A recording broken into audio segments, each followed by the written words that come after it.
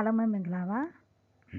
ဒီနေ့ပြပြမယ့်အကြောင်းအရာလေးကတော့ Information and Communication Technology ICT အကြောင်းဖြစ်ပါတယ်အဲ့တော့ What is ICT ဆိုတာဘာလဲပေါ့နော် All Technologies and System အဲ့တော့ ICT လို့ပြောမယ်ဆိုရင်ဘယ်လိုမျိုးအကြောင်းအရာတွေပါမလဲပေါ့နော်အဲ့တော့နည်းပညာတွေအားလုံးတည်ဆောက်ထားတဲ့ system တွေအားလုံးပါပါမယ်အဲ့တော့ဒီနည်းပညာတွေ system တွေကိုဘာအတွက်ဆောက်ထားလဲဆိုရင် used to handle information အဲ့တော့ information တွေကိုကျမတို့ကပေါ့နော် handle ထိန်းချုပ်ဖို့ပေါ့နော်ထိန်းချုပ်ဖို့ရန်အသုံးပြုဖို့ရန်ပေါ့အဲ့တော့ handle လုပ်ဖို့ရန်အတွက်ဒီနည်းပညာတွေ system တွေပေါ့နော် technology တွေ system တွေအသုံးပြုပြီးတော့စောက်ထားတဲ့အရာအားလုံးအဲ့အရာအားလုံးကို information and communication technology ICT လို့ခေါ်တယ်ပေါ့နော်အဲ့ခါမှာ information ဆိုတာဘာတွေလဲပေါ့ handle လုပ်ချင်တဲ့ information တွေကဘာတွေလဲဆိုရင် data တွေပါမယ် text တွေပါမယ် image တွေပါမယ်ပြီးရင် audio တွေ video တွေအဲ့တော့ကျမတို့ကနေမှဒီပညာတွေကိုသုံးမယ်system ပေါ့နော် system တွေကိုတည်ဆောက်တဲ့အချိန်မှာကျမတို့ထိန်းချုပ်ရမယ် handle လုပ်ရမယ့်ဟာတွေကအချက်လက်တွေပါတယ်အချက်လက်ဆိုတာဘာလဲဆိုရင်ပေါ့နော် data တွေကဘာတွေလဲဆိုဥပမာပေါ့system တစ်ခုဆောက်လိုက်တယ်ဆိုရင်ဒီအလုပ်သမားနဲ့ပတ်သက်တဲ့ system တစ်ခုဆောက်လိုက်တယ်ပေါ့နော် employee နဲ့ပတ်သက်တဲ့company တစ်ခုကနေ employee နဲ့ပတ်သက်တဲ့ system နဲ့တစ်ခုကိုဆောက်လိုက်တယ်ဆိုရင် data ဆိုတာဘယ်လိုဟာမျိုးလဲဆိုရင်အဲ့ဒီ employee နဲ့ပတ်သက်တဲ့ employee တွေရဲ့ name တွေအမည်တွေ date of birth တွေမွေးသက်ကွက်တွေဒါမျိုးတွေပေါ့နော်အဲ့တော့သူတို့ရဲ့မိဘနာမည်တွေ NRC နံပါတ်တွေဒါမျိုးအစုံပေါ့နော်ဒါ example လေးတစ်ခုပါအဲ့တော့ data ဆိုရင်အဲ့ဒါမျိုးတွေပေါ့နော်အဲ့လိုအဲ့ data တွေထဲမှာနောက်ထပ်တခြား data တွေလည်းပါဝင်နိုင်သေးတယ်ပေါ့ဘာတွေလဲဆိုရင် text ပေါ့နော်ခုနက data တွေချက်လက်တွေယူတဲ့အချိန်မှာ text တွေနဲ့ယူတာရှိတယ်နောက်တစ်ခုကအဲ့မှာ employee တယောက်ရဲ့အကြောင်းပေါ့ကျမတို့ကဘာထည့်မလဲဆိုရင် image ပေါ့သူ့ရဲ့ passport ပုံလေးဟိုဓာတ်ပုံလေးပေါ့နော်ဓာတ်ပုံလေးယူထားတာမျိုး image တွေနောက်တစ်ခုက audio တွေ video တွေပေါ့နော်အဲ့တော့ data အချက်လက်လို့ပြောတယ်ဆိုဘာတွေပါမလဲဆိုရင်data တွေထဲမှာ text တွေရော image တွေရော audio တွေရော video တွေရောအစုံပါမယ်ပေါ့နော်နောက်တစ်ခုက enable communication between people and device အဲ့တော့ဒီ ICT ကိုသုံးတဲ့အချိန်မှာဘာလုပ်ပေးနိုင်လဲဆိုရင် ICT ကဒီလူနဲ့ဒီပစ္စည်းတစ်ခုခုရဲ့ကြားမှာသူက communicate လုပ်ပေးနိုင်တယ်ဒါကတော့ example အနေနဲ့ပြောမယ်ဆိုရင်ကျမတို့ကပေါ့နော်ဒီကွန်ပျူတာကိုသုံးကျင်တယ်ဆိုရင်ကျမတို့ကဘာကိုသုံးရလဲပေါ့ဒီ laptop ပထမဦးဆုံးကပစ္စည်းရောက်လာတယ်အဲ့ပစ္စည်းက device ကြီးပဲ hardware ပဲပေါ့နော် hardware ပဲကျမတို့ကအဲ့ဒါကိုသုံးကျင်တယ်ဆိုရင်အဲ့ hardware နဲ့ဒီလူရဲ့ကြားမှာလဲသူက communicate လုပ်ပေးနိုင်တယ်အဲ့တော့ကျမတို့က window တင်လိုက်တယ်စာရိုက်ချင်တယ်ဆိုရင်software လေးတစ်ခုထည့်ပြီးရိုက်လိုက်မယ်အမျိုးမျိုးပေါ့နော် video လေးဖွင့်နေတယ်ဆိုရင် video player လေးတစ်ခု install လုပ်ထားပြီးတော့ကြည့်မယ်ဒါမျိုးပေါ့ဖုန်းမှာလည်းအတူတူပဲဖုန်းမှာလည်းကျမတို့ကဒါ internet သုံးနေတယ်ဆို browser ရှိမယ်social media တွေသုံးနေတယ်ဆိုရင်Facebook သုံးနေတယ်ဆို Facebook ရဲ့ application လေးရှိရမယ်ဒါမျိုးပေါ့အဲ့ဒါလေးတွေကဘာလဲဆို ICT အဲ့ ICT ဆိုတာဒီ device လေးတွေကိုသုံးပြီးတော့လူနဲ့ဒီ device ရဲ့ကြားမှာလည်း communication လုပ်ပေးနိုင်တယ်ပေါ့နော်နောက်တစ်ချက်ကကျတော့ is the use of digital technology to collect, store, process and share information အဲ့တော့ဒီလိုမျိုး digital technology ကိုသုံးလိုက်တာ ICT က digital technology ကိုသုံးလိုက်တဲ့အတွက်ဘာလုပ်နိုင်လဲဆိုရင်ခုနကကျမတို့ပြပြထားတဲ့ information တွေပေါ့နော် data တွေ text တွေ image တွေ audio တွေ video တွေအဲ့ဒီ information တွေကိုကျမတို့ကကိုယ့်စီမှာ collect ပေါ့နော်စုစည်းလို့လည်းရမယ်အတူတူပဲပေါ့နော် image တွေထားပါ download ချရတယ်သိမ်းထားတယ်ဒါမျိုးလည်းရမယ်နောက်တစ်ခုက store လုပ်လို့ရမယ် data တွေကိုလည်းသိမ်းထားလို့ရမယ်ပြီးရင် process လုပ်လို့ရမယ်ဆိုတာဒီကိုယ့်စီမှာအချက်လက်တစ်ခုရလာပြီဆိုရင်ကိုကြိုက်တာဆက်ပြီးတော့ process ရှေ့ဆက်ပြီးလုပ်လို့ရမယ်နောက်တစ်ခုကပြန်ပြီးတော့လည်း share လုပ်လို့ရမယ်အဲ့တော့ကိုယ့်စီမှာ information တစ်ခုရှိတယ်ဓာတ်ပုံလေးရှိမယ်ပန်းမွှေးပုံလေးတစ်ပုံရိုက်ထားရတယ်အဲ့ဒါကိုကျမတို့ share ခြင်းနဲ့ဆိုရင် Facebook ပေါ် share ရင် share မယ်TikTok ပေါ် share ရင် share မယ် Telegram မှာ share ရင် share မယ်အစုံပေါ့နော်အဲ့လို information တွေကိုလည်း sharing လုပ်လို့ရတယ်ပေါ့ဒါကို ICT လို့ခေါ်တယ်ပေါ့နော်အဲ့တော့နှိမ့်ချုပ်ပြောရမယ်ဆိုရင် ICT ဆိုတာကျမတို့ကအခုခေတ်ပေါ့နော်နည်းပညာတွေကို technology ကိုသုံးထားပြီးတော့ system တွေကိုစောက်ထားတယ်အဲ့ထဲမှာကျမတို့ဘာတွေလုပ်လို့ရလဲဆိုရင် information တွေကို handle လုပ်လို့ရမယ် data တွေ text တွေ image တွေ audio တွေ video တွေပေါ့နော်အဲ့တော့လူနဲ့ဒီ device တွေရဲ့ကြားမှာသူကဘာလုပ်ပေးလဲဆိုရင် communication လုပ်ပေးတယ်အဲ့တော့ဒီ information တွေကိုယ့်စီရောက်လာပြီးနောက်ထပ်ဘာလုပ်လို့ရသေးလဲဆိုရင် information တွေကို collect လုပ်လို့ရမယ်store လုပ်ထားလို့လည်းရမယ်နောက်ထပ် process ကိုကြိုက်တာလည်းဆက်လုပ်လို့ရမယ်ပြီးရင်ကိုကပြန် share ခြင်းနဲ့ဆိုရင်လည်း share ပြန်လုပ်လို့ရမယ်ပေါ့နော် အဲ့တော့ ICT ရဲ့အနေချုပ်လေးပဲပေါ့နော်ဒါလေးကနောက်က ICT လို့ပြောမယ်ဆိုရင်ကျမတို့ ICT ဆိုရင်ကျမတို့အမျိုးအစား2မျိုးခွဲပြောလို့ရတယ်ပေါ့။ဘာနဲ့ပါလဲဆိုရင် hardware နဲ့ software ဆိုပြီးတော့ခွဲပြောလို့ရမယ်။အဲ့ချိန်မှာ hardware မှာအများကြီးပဲ ICT နဲ့ပတ်သက်လို့ဒီလူတွေကိုတခုခုပေါ့နော်။ဒီပညာနဲ့ပတ်သက်ပြီးတော့တခုအသုံးပြုရတာလွယ်ကူအောင်လို့ဆိုပြီး device တွေသုံးကြတယ်။အဲ့ဒါတွေကဘာလဲဆိုရင် hardware တွေ။အဲ့တော့ hardware နဲ့ software ဆိုတာရှိတယ်။ hardware ဆိုတာကြတော့ထိကြည့်လို့ရတယ်၊ကင်ကြည့်လို့ရတယ်၊အသုံးပြုလို့ရတယ်ပေါ့နော်။ software ဆိုတာကြတော့အဲ့ဒီ hardware တွေထဲမှာကိုကြိုက်တဲ့ပုံစံကိုကြိုက်တဲ့ process တွေကိုကြိုက်တဲ့ function တွေသုံးဖို့ရန်အတွက် hardware တွေထဲမှာထည့်ပြီးတော့သုံးရတဲ့အရာတွေပေါ့နော်အဲ့ဒါတွေကတော့ software တွေသူကတော့ထိလို့ကင်လို့တော့မရဘူးဟိုပါပေါ့နော်ကွန်ပျူတာတွေသို့မဟုတ်ဖုန်းတွေ device တွေအကြားမှာပဲအတွင်းထဲမှာပဲပေါ့နော်ထည့်သုံးရတဲ့ဟာပေါ့အဲ့တော့ ICT tools တွေလို့ပြောမယ်ဆိုရင်ကျွန်တော်တို့အပိုင်း2ပိုင်းရှိမယ် hardware နဲ့ software ပေါ့နော်အဲ့တော့အရင်ဆုံး hardware မှာဘာတွေပါမလဲပေါ့ဒီကတော့ exam အနေနဲ့ပြပြထားပါတယ် hardware ထဲမှာပထမဆုံးဒီမှာကွန်ပျူတာပေါ့နော်အဲ့တော့ကျမတို့ကကွန်ပျူတာကဘာလဲဆို ICT ရဲ့ hardware tools တစ်ခုပဲ hardware tool တစ်ခုပဲအဲ့တော့ကျမတို့ကတစ်ခုခုသုံးတော့မယ်စာရိုက်ချင်တယ်သို့မဟုတ်ဓာတ်ပုံလေးပေါ့နော်Photoshop နဲ့ဓာတ်ပုံလေးပြင်ချင်တယ်ကိုကြိုက်တဲ့ဟာပေါ့နော်ဒါမှမဟုတ် internet သုံးချင်တယ်ဒါမျိုးသုံးချင်တယ်ဆိုရင်ဘာလဲဆိုရင်ကျမတို့ကွန်ပျူတာကိုအသုံးပြုပြီးတော့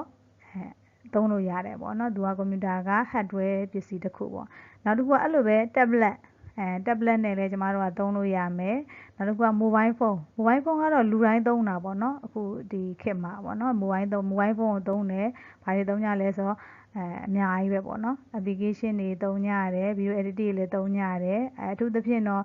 Facebook သုံးကြရတယ် TikTok သုံးကြရတယ် Telegram သုံးကြရတယ် Viber သုံးကြရတယ်ဒါမျိုးပေါ့နော်အဲ့တော့ mobile phone တွေလည်းမျိုးမျိုးသုံးကြရတယ်နောက်က hardware မှာဘာတွေပါသေးလဲဆိုတော့ကျမတို့ printer ပေါ့နော်printer မှာလည်းအဲ့လိုပဲ printer ဆိုတာလည်း ICT tools တစ်ခုပဲအဲ့တော့ကျမတို့ကွန်ပျူတာကနေမှစာတွေရိုက်တယ်ဓာတ်ပုံတွေပြင်တယ်အမျိုးမျိုးလုပ်တယ်ပေါ့နော်အဲ့လိုမျိုးတခြားပေါ့နော် application တွေသုံးတယ်သုံးပြီးသွားပြီဆိုကျမတို့ကprint ထုတ်ချင်တယ်ဆိုဘာကိုသုံးရလဲဆိုရင် printer ကိုသုံးပြီးတော့ print ထုတ်ရတယ်ပေါ့နော်ဓာတ်ပုံတွေထုတ်တာပဲဖြစ်ဖြစ်စာရွက်တွေထုတ်တာပဲဖြစ်ပေါ့နော် printer ကလည်းtools တစ်ခုပါပဲ hardware tool တစ်ခုပါပဲနောက်တစ်ခုက router အဲ့တော့ router ကတော့သိကြမှာပါwifi ကုမ္ပဏီတစ်ခုကနေမှကျမတို့ကwifi ယူမယ်အိမ်အတွက် wifi ယူမယ်လို့ပြောလိုက်တယ်ဆိုဘာလေးလာတက်သွားလဲကိုယ့်အိမ်ကို router လေးတစ်ခုလာတက်သွားတယ်အဲ့တော့ဒါကလည်း ICT ရဲ့ tools တစ်ခုပဲ hardware tools ပေါ့နော်အဲ့တော့ဒီ router လေးကဘာလုပ်ပေးလဲဆိုရင်သူတို့ရဲ့ main server ကနေမှ router လေးစီကို internet ရောက်တယ်အဲ့မှာဒီ router စီကို internet ရောက်တဲ့ချိန်မှာကျမတို့ wifi လွှင့်တယ် wifi လွှင့်ပြီးတော့ကိုယ့်အိမ်မှာရှိနေတဲ့ဖုန်းတွေ tablet တွေကွန်ပျူတာတွေနဲ့သုံးတယ်ပေါ့နော်အဲ့လိုသုံးလို့ရအောင်လို့ဂျားကန်အနေနဲ့အသုံးပြုတဲ့ hardware ပစ္စည်းတစ်ခုဖြစ်ပါတယ်ပေါ့ software တွေကတော့အသုံးပြုတဲ့ပေါ့နော် software တွေမှန်သမျှအားလုံးက ICT tools တွေပဲအဲ့ဒီမှာပို့ပြီးတော့သိတာမြင်သာစေတဲ့ဟာပေါ့နော်လူတိုင်းသုံးနေကြပါလဲဆိုရင်Microsoft Word ပေါ့နော် Microsoft Word ဆိုတာ web processor အဲ့ဒါကတော့လူတိုင်းဒီပါသုံးနေတာပေါ့နော်အဲ့တော့စာရိုက်ခြင်းနဲ့ပေါ့နော်စာရိုက်ခြင်းနဲ့ document တွေကိုဖန်တီးခြင်းနဲ့တခြားပေါ့နော်အကြောင်းအရာပေါ့နော်ကိုကြိုက်တဲ့ပုံစံမျိုးမျိုးလုပ်ခြင်းနဲ့အဲ့ဒါဆိုဘာလဲဆိုရင် web processor လို့ခေါ်တဲ့ Microsoft Word ကိုအသုံးပြုကြတယ်နောက်တစ်ခုကကြတော့ဒီဟာပေါ့နော်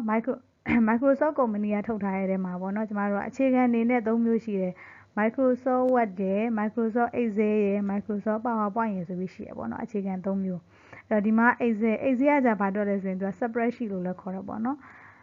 စင်းစရာတွေလုပ်မယ်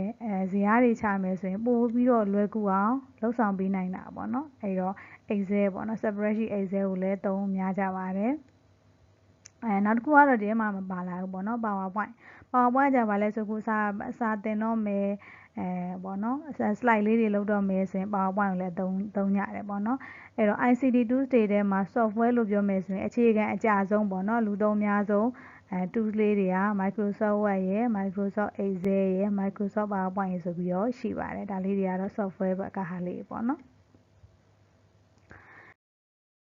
အဲ့တော့နောက်တစ်ခုကじゃ software ထဲမှာနောက်ထပ်ဘာတွေပါသေးလဲပေါ့အဲ့တော့ကျမတို့က browser ဆိုတာလဲကျမတို့ software တစ်ခုပဲအဲ့တော့ကျမတို့က internet သုံးတော့မယ်ကွန်ပျူတာသို့မဟုတ်ဟာပေါ့နော်ကွန်ပျူတာသို့မဟုတ်ဖုန်းကနေမှကျမတို့ကအကြောင်းအရာတစ်ခုကိုရှာခြင်းတယ်ဆိုရင်ကျမ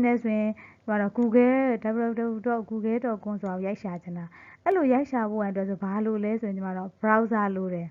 အဲ့တော့ကျမတို့ဒီမှာအသုံးများတာက browser ကပါလဲမှာပေါ့နော်နှစ်မျိုးကတော့လူသိများတယ်ပေါ့နော်အဲ့ဒါပါလဲဆိုရင်Mozilla Firefox နဲ့ Google Chrome ဆိုပြီးတော့နှစ်ခုကအသုံးများရပေါ့နော်အဲ့ထဲမှာပို့ပြီးတော့ save ဖြစ်တယ်ပို့ပြီးတော့အသုံးများတာ Chrome browser အသုံးများတယ်ပေါ့နော်ဒါကြောင့်မလို့ browser တွေကလည်း software တူတွေပဲကျမတို့internet သုံးလို့အဆင်ပြေအောင်လို့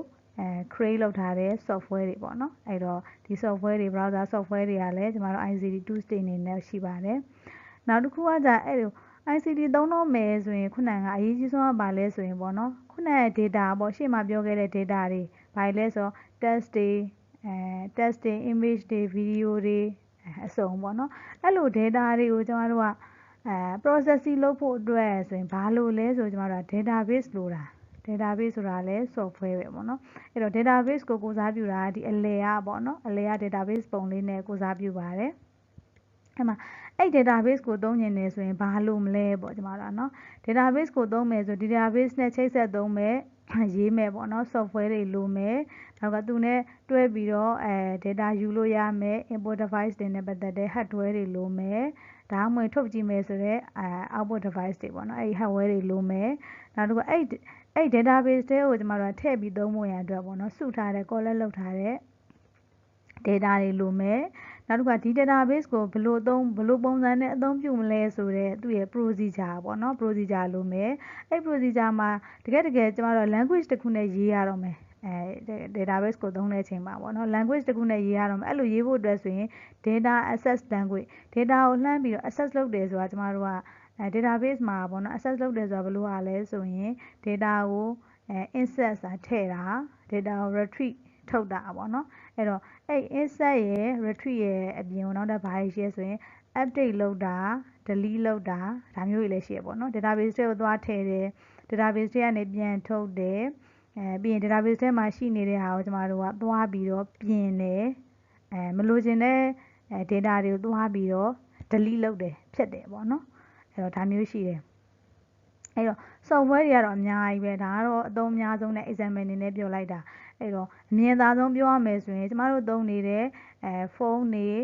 tablet တွေ computer တွေဒါတွေက ICT ရဲ့ tools တွေထဲမှာhardware မျိုးစားတွေပေါ့နော်အဲ့တော့ software လို့ပြောမယ်ဆိုရင်ပိုပြီးမြင်သာအောင်ပြောမယ်ဆိုရင်ကျမတို့ခုသုံးနေတဲ့ Facebook software ဒါမျိုးပေါ့နော် Google Chrome ပေါ့ကိုယ့်ရဲ့ဖုန်းထဲမှာရှိနေတဲ့ Google ရိုက်ရှာမယ်ဆိုရင် Google Chrome browser TikTok software